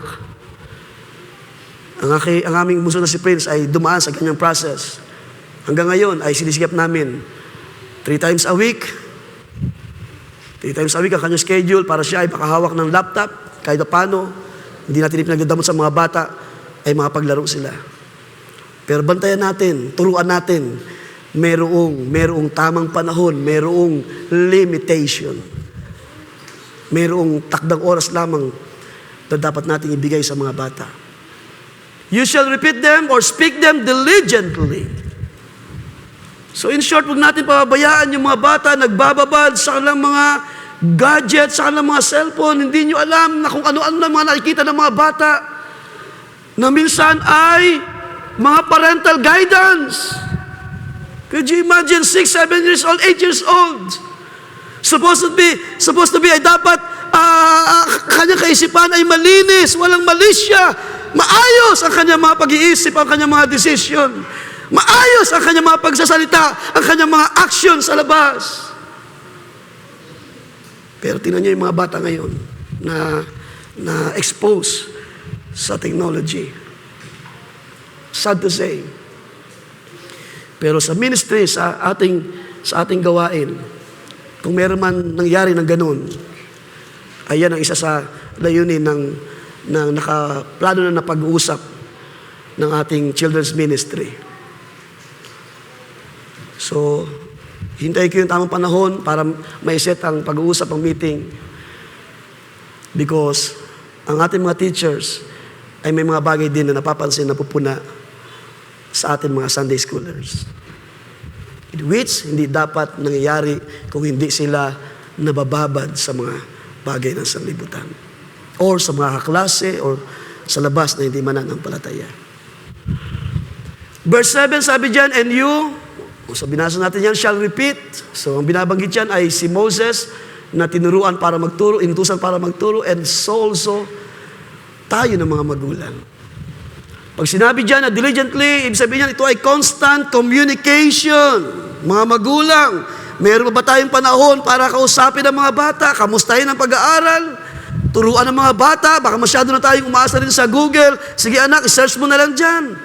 Busy tayo sa pagtatrabaho, busy sa negosyo, busy sa maraming mga bagay. Yung mga bata, sabi nga nila, hindi na nagsisikap mag-search sa kanilang sariling kakayahan. Isang pindot lang, isang tanong lang sa ChatGPT. Kung tama yung aking pronunciation. Isang search lang kay AI, andun na agad ang mga sagot. Diba? Kaya lumalaki ng mga, hindi ko alam kung ano bang tawag natin dyan, Barbuboy. Kasi noon talagang naranasan ko, pumunta ng library para magbasa, para mag-search doon, manghiram ng aklat, at hanapin ang kailangan na subject para matuto. Pero iba na ang ating panahon, mga kapatid. Pero ito natin binasa kanina, try every spirit. Hindi lahat ng panahon ng mga bata ay nasa gadget, ay tama ang pinapanood, tama ang nasa search. Kahit man sabihin na Google, bago mo i-open to, are you 18 years old above? Pwede mong dayain yan. Yes, I am 18. Pero, diba? 10 years old, 11 years old, 12 years old. Are you 18 above? Yes. At yun na, nakapasok na sa maraming mga bintana ng sanlibutan. Well, para sa akin mga kapatid, sa ating magtatapos sa ilang mga sandali, kung ang ating mga anak ay ating natuturuan at lumalaki sila na may alam sa kalooban ng Diyos, niniwala ko na matututo rin silang mag-discern. Alam nila kung paano nila bantayan din ang kanilang mga actions. Una, kapag naituro natin sa mga bata, walang bagay na lihim sa Diyos. Kahit gaano natin ito inililihim sa ating sarili, ito isang araw ay ihahain ng Diyos.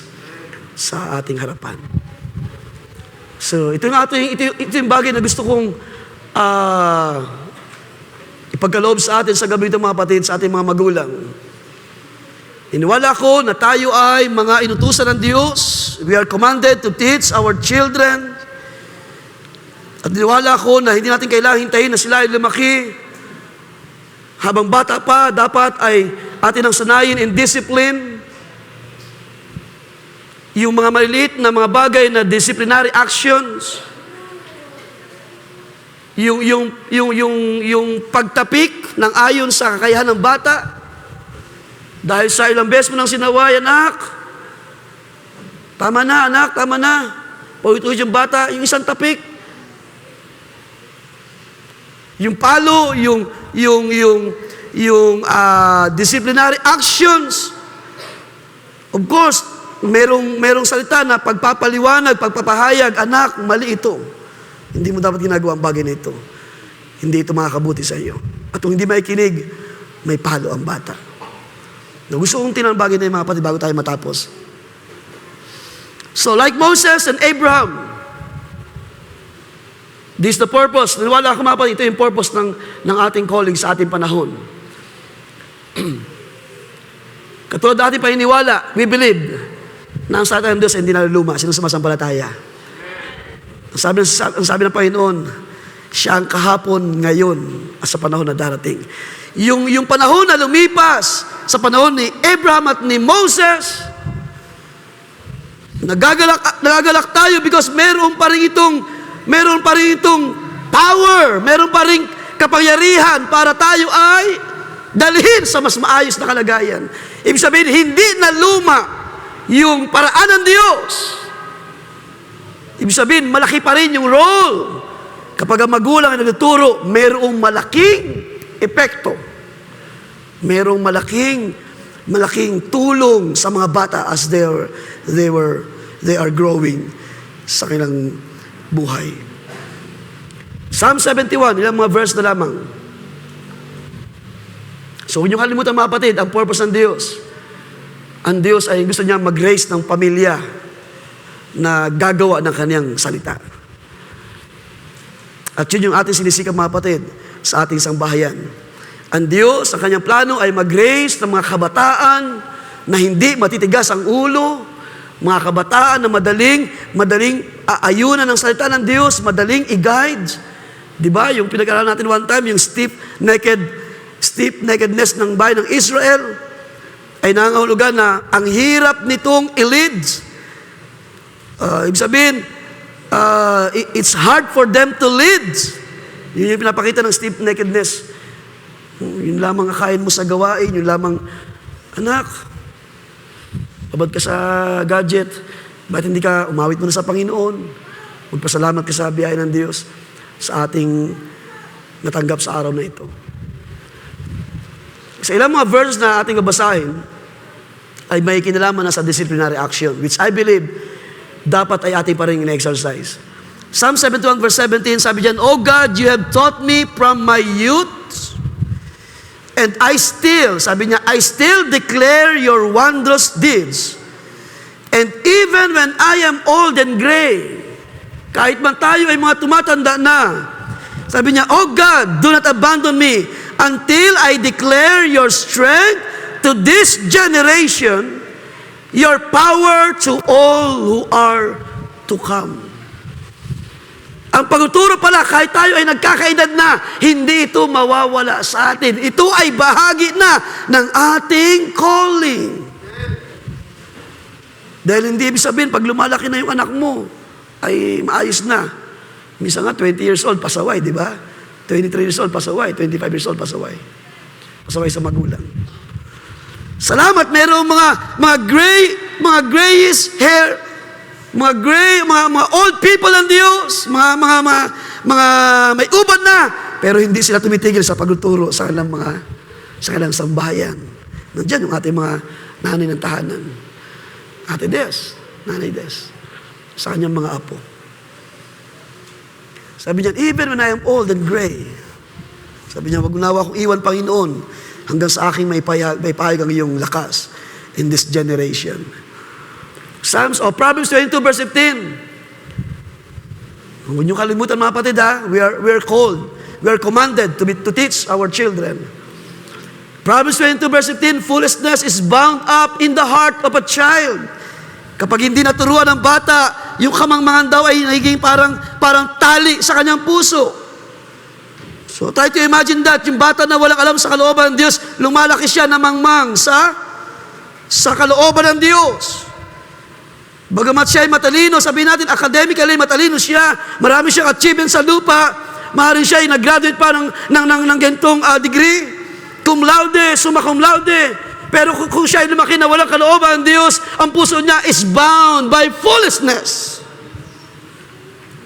At ang sabi rito, the rod of discipline will remove it far from him. Yan, yung mga bata na dumaan sa process ng palo. Yung disciplinary action ng mga tatay. Isa ako sa nakaranas ng ganyang disciplinary action ng aming mga magulang. Palo sa puwet, tsinelas, tingting, sinturon ni tatay. Dahil sa pagpapasaway ng kabataan pa. Pero nangyari sa sinabi ng Scripture, the rod of discipline, ito yung mag-aalis ng mga kamangmangan ng mga bata. Ibig sabihin, natututo sila sa kalooban ng Diyos. Alam nila kung ano yung dapat na ugaliin sa harapan ng Panginoon. Yung rod dito sa Hebrew word is shebet. Ibig sabihin, a stick for walking or punishing. So huwag niyo kalimutan yan mga kapatid. I-take note rin yung mga magulang. Yung palo sa bata, nag-aalis ng kamangmangan ng bata. Ibig sabihin, natututo siya. At hindi ko alam kung sino nito ang mga magulang ang ina-exercise pa rin yan. But of course, ang pagpalo sa bata ay nakadepende sa kakayahan, hindi sa higit. Hindi sa higit na kaya ng bata. Dahil tayo ay mananagot din sa Panginoon. Isipin mo, 3 years old, papaluin mo ng 2x2. So, hindi po yan tama. Proverbs 23 verse 13, do not withhold discipline. Mga magulang, wag nawa tayong magpigil. Do not withhold discipline from a child. Ha? Bata pa lamang ha? Hindi sinasabi dyan yung mga may gulang na. Bata pa lang, alam na niya, natututo na siya, tinuturuan na siya ng disiplina. Do not withhold discipline from a child. Though you strike him with the rod, he will not die. Of course, depende sa palo yan ng magulang. Dahil may mga nabalita noon, pinalo ng 2x2 yung bata ay talaga naman nabalian. Pero yung pagpalo dito is merong tama na pagdisiplina. Merong tama na na lakas para maramdaman ng bata ang disciplinary action. Sabi dyan, he will not die, you shall strike him with the rods and rescue his soul from Sheol. Yan, yung mga bata rito, di ko alam. Yung mga hindi nakaranas ng palo, di ba? Masyadong agresibo, masyadong mga spoiled brat, sabi nila. Malakas ang loob. Pag nasa labas, di ba? Minsan yung mga magulang hindi na respeto. Pero sino rito yung mga nakaranas ng palo, mga young people? Sa generation nila Bartin, kayo ba'y napalo pa rin kay Micah? Bar Micah? Ako, kami, lalo noon kami, mga bata noon na talagang yan ang disciplinary action ng mga magulang. Pero ngayon, medyo kakaiba na eh. Mga magulang, ayaw man lamang kurutin yung anak. Kasi magpapantal yung balat, papangit, di ba? Ayaw mapalo yung puwet dahil masisira yung figure, o anong kaisipan, o anong pwede maging kaisipan dyan. Ayaw mapalo ng walis tinting dahil talaga naman maglalatay at babakat, magmamarka talaga. Diba? Mga kapatid, tingnan natin kung ano ang layunin ng mga bagay na ito. Proverbs 29 verse 15. Basahin ko lang sa Tagalog. Ang pamalo at saway ay nagbibigay ng karunungan. Yan. Sino mag-i-amen mga kapatid?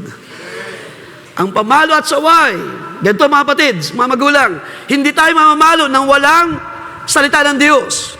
Ibig sabihin, kapag ikaw ay nagpalo, sabihin mo kung ano yung kalooban ng Diyos. Sabihin mo, why? Kung bakit ikaw ay nagpalo sa bata, kung bakit mo ginawa ito. Ipaliwanag mo kung ano yung mali niya at sabihin mo rin kung ano yung dapat niyang gawin. Kaya ang sabi dyan, yung pamalo at saway ay nagbibigay ng karunungan. Ibig sabihin, natututo ang mga bata. Ngunit ang batang pinapabayaan ay humihiya sa kaniyang ina. Yan ang isang consequence kapag ang mga bata ay hindi dumaan sa tama na disciplinary action. Tingnan nyo sa labas, makikita natin yan, yung mga bata kapag nagtantrum sa harap ng nanay, wala nang magawa yung nanay. Di ba? Dahil hindi kaya sabihan lang ng isang salita, anak, mamaya na pag-uwi sa bahay. Di ba? May mga ganun eh. Na ayaw makinig. Gusto ko doon eh. Gusto kong kumain sa Jollibee. Diba? Gusto ko nito. Pabili ng value meal na may kasamang laruan. Mga ganung eksena. Kapag hindi nabigay, talaga naman magwawala. At hindi kayang turuan. Ano ba yung word na yun? Suhutuin. Hindi kayang i-guide o i-lead. At ang magulang, ashamed, nahirap, napapaya mga magulang. At tingnan nyo yung mga ganong senaryo ng mga magulang sa anak. Di ba? Nakakahiya. One time, nasa SM kami, ganun din. Yung bata ay talagang hinayaan na ng ama, iniwan, nagdulo pa siya doon sa gitna ng SM. Hindi niya kayang pasunurin. Pero sa biyaya ng Diyos, mayroong tamang paraan para disiplina ang mga anak. Ang mga batang binabayaan ay umiya sa kanyang ina. Nung tinan nyo, ang nangyari naman sa panahon ni Timothy. Sabi ni Pablo kay Timothy, 2 Timothy 3:15, at mula sa pagkabata, again, bata ha, at young age, dapat ay tinuturuan natin ang mga bata ng disiplin. At mula sa pagkabata, si Timothy ang tinutukoy dyan, ay iyong nalalaman ang mga banal na kasulatan. Now, sino sa gabing ito? Sinisikap natin, anak, at your age, sabihin natin, 7 years old, marunong magbasa, ay simulan mag-introduce ang kalooban ng Diyos. Pagbasahin siya ng isang memory verse, at turuan siyang i-apply ito. Diba? Yung mga tinuturo sa Sunday School, nawa, hindi lamang tayo nakarely sa mga teacher sa Sunday School. Sana pag-uwi sa bahay, dire-review din natin yung ginawa ng anak. Anak, kamusta? Anong ginawa sa Sunday School? Anong tinuro? Tawag niyan? Anong pinakita ng yung mga guro sa Sunday School? Dahil dito sabi ni Timothy ni Paul kay Timothy, sabi niya, iyong nalalaman ng mga banal na kasulatan na makapagpapadunong sa iyo sa ikaliligtas sa magitan ng pananampalataya kay Kristo Jesus. Now, sa case ni Timothy, at young age, okay, siya ay nadisiplina, siya ay naturuan, siya ay binantayan ng kanyang lola, kung yung pag-aaral ng scripture, ng kanyang ina. Of course, ang bata ay hindi madaling maka-absorb ng kalooban ng Diyos. Pero yung mga salita na kanilang naririnig, mga pagtuturo na kanilang na-absorb sa araw-araw, ito ay naitatanim sa kanilang mga puso. Isang araw ay maunawa nila, ito yung aking narinig, ito yung tinuro sa akin ng aking lolo, ito yung tinuro sa akin ng aking mga nanay, ng aking magulang. Sa tamang panahon, ma-apply nila. Pero hindi ibig sabihin, bata pa, hindi natin tuturuan. Mula sa pagkabata, si Timothy ay tinuruan na at nakilala niya, nalaman niya ang kalooban ng Diyos. Sabi diyan, ito yung nakapagparunong sa kanya, hanggang siya ay natutong, tumawag sa Diyos, hanggang siya ay nakaranas din ng kaligtasan. Sabi diyan, sa magitan ng panampalataya kay Kristo Jesus. So hindi lumayo si Timothy sa guidance ng kaniyang mga magulang. Hindi siya lumayo sa panampalataya. Hanggang sa yung karanasan ng kanyang mga magulang ng kaligtasan, ay naranasan din niya. Mga magulang, ito ba ang ating dalangin sa gabi ito, na ang biyaya ng kaligtasan na natamo natin sa ating panahon, sa ating mga personal na buhay, ay maranasan din ng ating mga anak. At hindi lang ng inyong mga anak, kung kayo magkakaapo pa, meron pa rin kayong responsibility to teach them or to teach the sons of your sons, the daughters of your daughters. Katulad kami, meron na kaming apo, si Anya. Na-witness namin kung paano lumaki yung bata. Natubira sa amin sila Abi ng isang buwan, nung bagong panganak siya dahil nahirapan pa siya kumilos. So, diyan muna sila nag-stay ng 1 month para ma-assist. At pumapasal sila every other months or kapag may pagkakataon. So yung bata ay na-witness namin na lumalaki, napaka-cute, sabihin natin, pero nagto 2 years old na, nag-manifest na yung kakulitan. At yung nanay ay nakaramdam na kailangan na niyang i-discipline. Doon sa kaya ng bata, of course.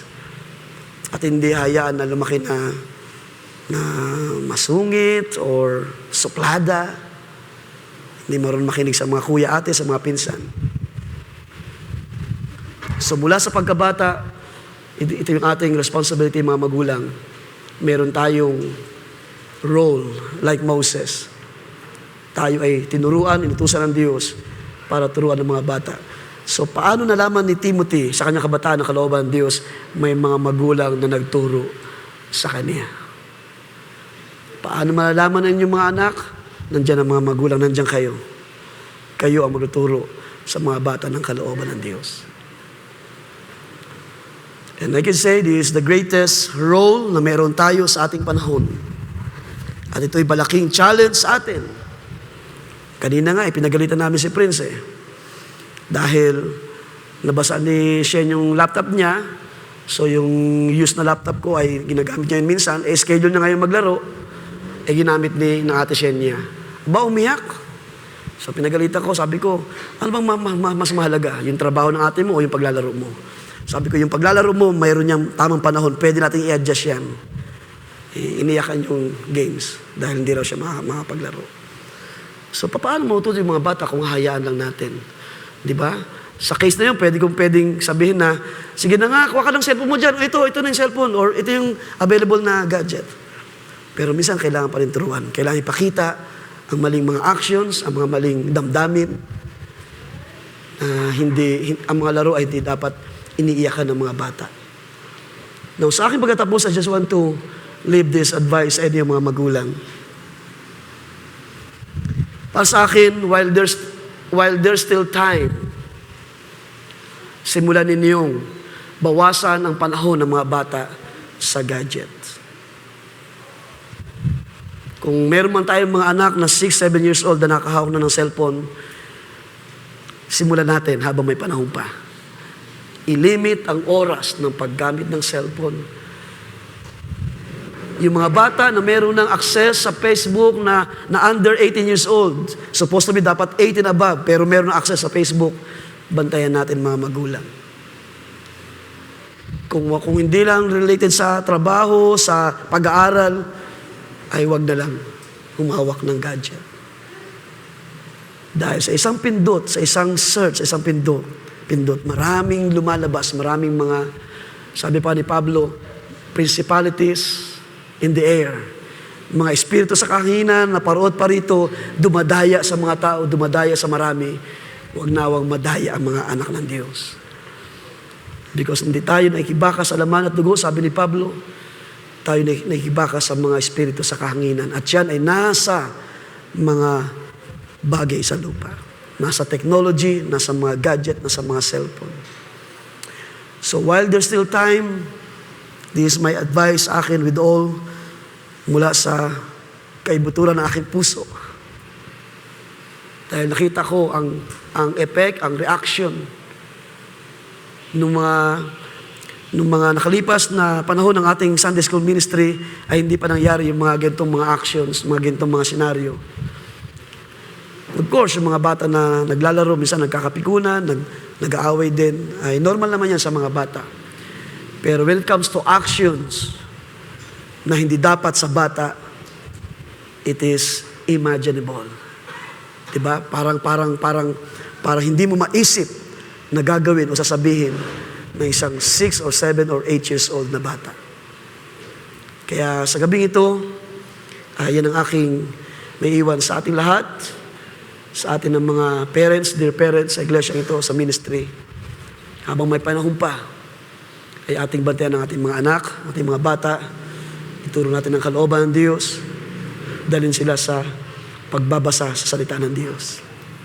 At palapakan pa yung mga kapatid for His words. Sa Diyos ay magbalik lahat.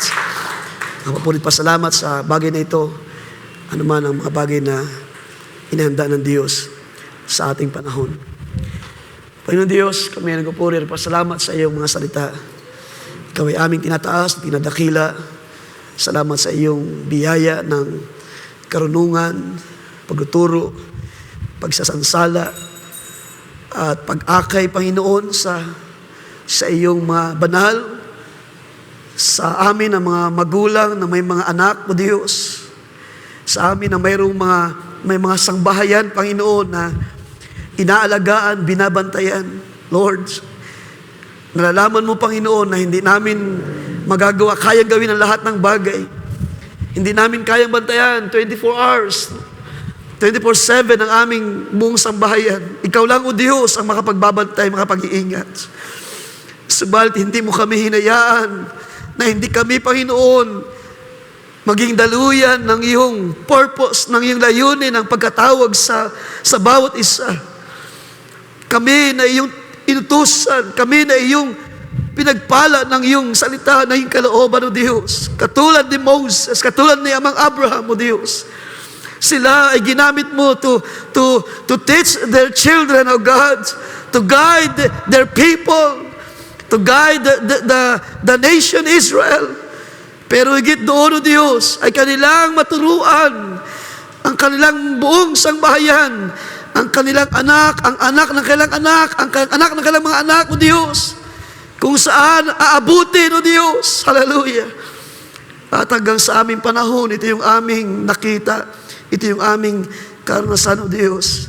Salamat sa iyong mga salita, salamat sa iyong guidance ng iyong banal na Espiritu, O Diyos, na patuloy dinadala kami sa iyong salita, O Diyos, sa pagtuturo sa magitan ng iyong banal na Espiritu sa aming panahon.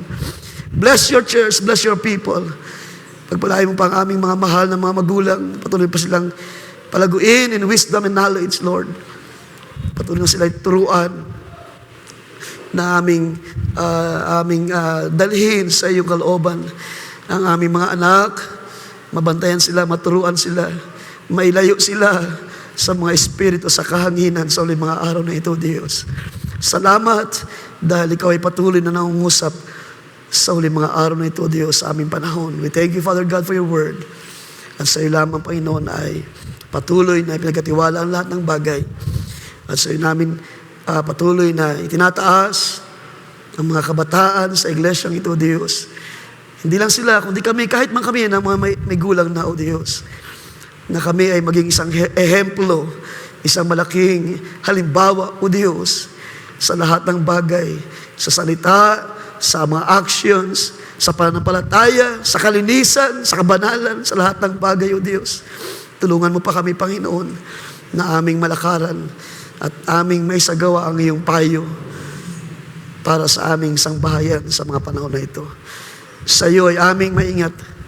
Inabalik lahat ng mapurit, pasalamat, pagdakila sa pangalan ng Panginoong Kristo Jesus. Everybody say amen and amen. Ating palapakan ng Panginoon, mga kapatid.